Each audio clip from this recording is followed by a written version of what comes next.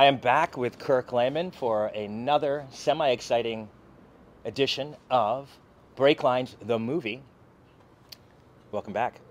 Thanks for having me. I was at the gym the other day, in the bathroom, of course, and 3 people were in there talking. I assume they were all male. Could have been transgender. You never know these days. But anyway, there was 2 Gen Zers and an older black gentleman, and they were talking about race, so my ears perked up. And one of the Gen Zers said that the younger generation is a lot more tolerant and inclusive than previous generations. And so I thought maybe we could start by breaking that nut open and seeing whether there's any truth to the claim. What do you think? I think it's largely a myth. And in fact, I think older generations, I don't want to give my generation too much credit, but it was Gen Xers where we really started to see the intermarriage rate change. And when Gen Xers were coming of age, that gays found a lot more tolerance in the workplace and just societally more broadly. And it seems to me sometimes that Gen Z is a little bit out of touch with what came before them, that they create this false dichotomy that before we came along and started asserting woke ideology, there was no progress, and that everything was bleak, and that people were suffering under systemic racism, and gays were being bashed left and right. Yeah, I think we're all kind of out of touch with what came before us. Francis, what's his name? I can never say his last name. Ford Coppola? No, you could. Oh, Francis Fukuyama. Fukuyama. Yes. He talks about that too. But yeah, it's hard to see outside of what happened before you were born. But I do think the younger generation is probably more inclusive in a lot of ways of sexuality and probably race too. But when it comes to any sort of like diversity of thought, no. You kind of have, you agree with me, or you don't. If you don't, then you're outside of my circle. There's not this sort of collective human idea that came from previous generations. You're right. There does seem to be greater emphasis on tolerance as a value, we could say, among the younger generation. Yeah, as a value. But I question how that's playing out, and whether you can become so obsessed with the subject that you end up undermining the very cause. If, for example, you say, we're going to be inclusive of that black person, but you are looking at them through the lens of race, are you seeing them for who they are? That's Do you true. undercut the project? Yeah. I think if you're inclusive of them because of this or this or this, versus just not thinking about that, Right. might actually be more inclusive. Right. Speaking of identity, politics, I was in Target just before coming over here. Target finds itself in hot water along with Miller Lite, Bud Light, Cleopatra, and so forth for playing identity politics. I was in the store filming this, and we've got some footage here. I have arrived at the identity politicking woke trans / pride section. When people say woke is a joke, this is what they're referring to. Here's one, queer, queer, queer. So identity politics, of course, goes back historically through millennium, right? And it always leads to a toxic place. Super queer, all day, every day, and that's okay. Gayest place in town. Here's baby pride, in case you want to turn your babies queer. He, she, they. We all have pronouns, respect them. So gay for each other. What about just being in love? Hi, sir. Are you doing okay today? I am, yes. I'm just filming your woke section. Well, I just ask that you're respectful and not outward. Like, everyone keeps their opinions to himself, and like you could offend people like that. So I'm just asking that you keep your thoughts to yourself. I'll speak my mind. You can I'll speak- record, I'll but it speak is my a mind. private business, so Well, please then just call the police. But the idea that I would not actually assert an opinion, you know what I mean, is like, why would you even suggest that? Did you get arrested? I did not get arrested, but what I found odd is that Probably this because you're white. white privilege. Like, sir, we can't arrest. The cops did come, and they told me, sir, we can't arrest you because you are white. It's all the time. Well, thank you, officers. And but what I found befuddling was that this woman was saying that I can't speak at a moderate volume because I might offend someone. That to me is ludicrous. But I have to say this, like, you know, the way this is played out in the media is that conservatives are up in arms about all of this stuff. And what I'm finding is it's not just the conservatives who oppose this kind of stuff, that there is a broader consensus that is growing. There's now legislation in Florida that some are describing as anti-LGBT. There are bills cropping up in other states, Idaho, for example. I'm wondering whether these states were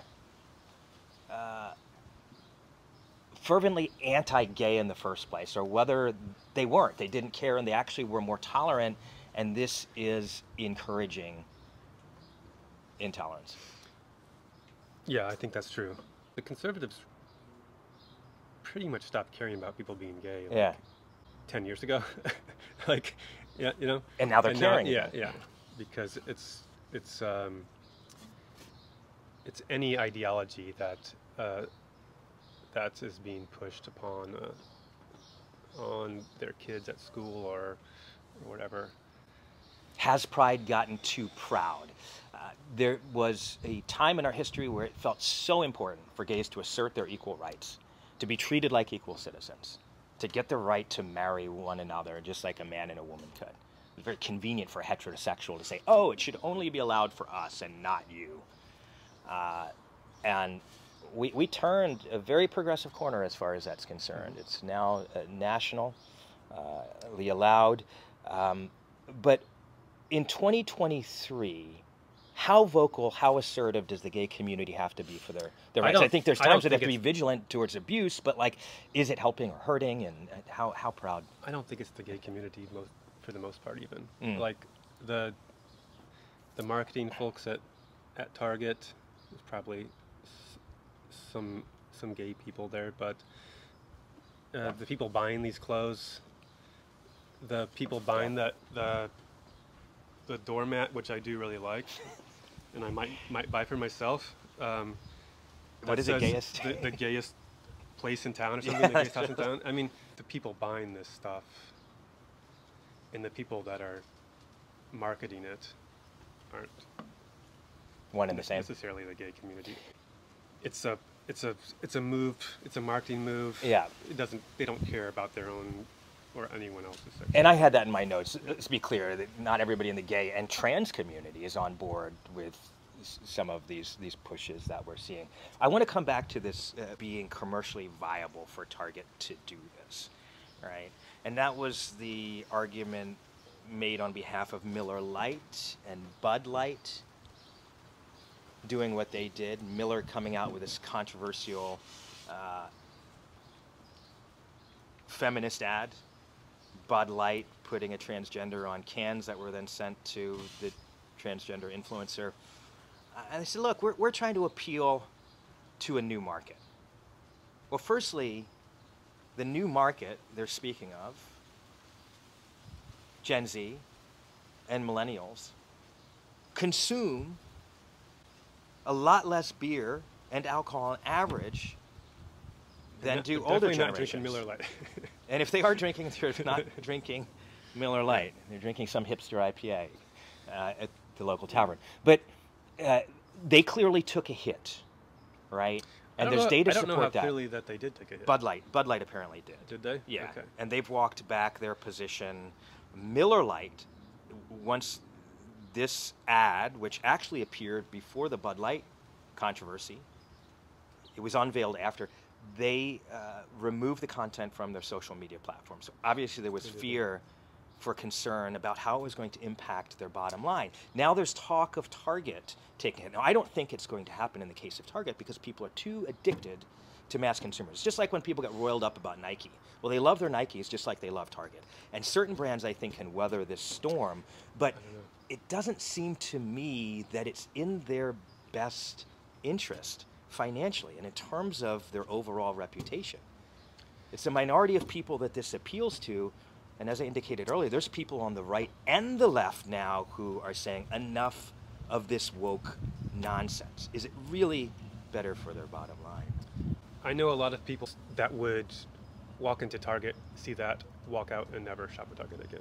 So I don't know if they're out of touch with their consumers, or if it's like if there's a big to do about this, then we're going to be all over the like any press is good press type of idea. I'm not sure, but I never really know because it keeps happening. So it's like, is it really hurting them, or are they just stupid? I don't know. Right. Does this hurt the cause of wokeness? These kind of moves by Miller, Bud Light, Target. There's now a phrase called woke nonsense, and I see it popping up more and more. And it occurred to me the other day that I cannot think of a social movement in modern history that has become so synonymous with the word nonsense. Probably right.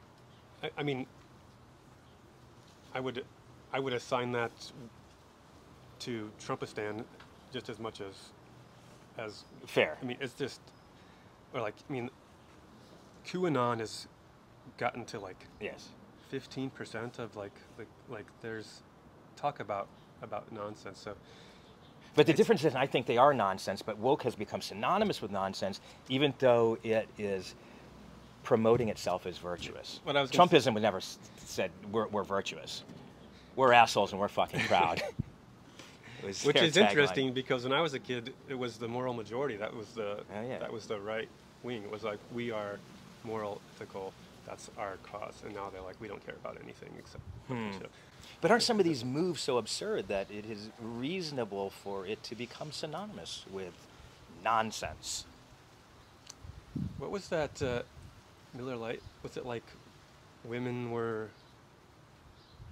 can brew beer and too, so They historically were involved in beer brewing, and so we are going to use these ads that objectified women. They're paying their penance for the bikini ads, right? And they're going to actually grind up these ads and put them into fertilizer for women-owned breweries to turn bad shit into good shit. Yeah. It is nonsense. It's bizarre. Right. And it seems like we're seeing more and more instances of this, and more people are getting fed up. And I'm wondering whether, because all like social movements never play out exactly the way we would plan, right? We can never accurately predict the future. There's a bunch of cross currents. We live in a messy, diverse, dynamic, fast-moving society in America. And I'm wondering if a new kind of social activism is afoot that does represent, if not a moral majority, a majority of people on the left and the right, who are saying, this woke stuff is a bunch of fucking nonsense. And no, I'm not going to buy Miller Lite. No, I'm not going to buy Bud Light. No, I'm not going to shop at Target. And whether people are now waking up to their own collective potential to hit these propagandistic brands where it counts. Just because a company loses money for something that they are advertising doesn't mean that they're wrong. It means that they're losing money. So they, in these cases, I think they're off base. But I don't really care about the queer T-shirts that much. I don't really care if Bud Light is trying to be left and right or whatever. And you think there's got to be, there has to be executives at these companies that are just, they're probably like, well, I can stand up to this, or I can just go along with it and keep my job. Right. There's probably some sort. I think there's some sort of like power there, where even people that know better are just Silent. keeping their mouth shut, and then this weird, like, we're sending fertilizer to women brewers to make up for having bikini ads. Like, people were definitely involved with that who just were like, this is stupid, but they wanted to keep their job. So that's, I'm guessing, I don't know how that got to Right. where it got to. I was thinking this very thing as I was walking through Target today. How could anybody think this is such a good idea?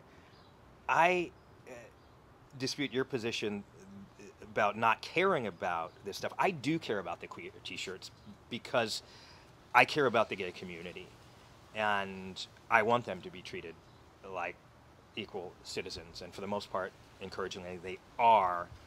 But moves like this threaten to push us backwards and create a kind of hostility that doesn't exist currently.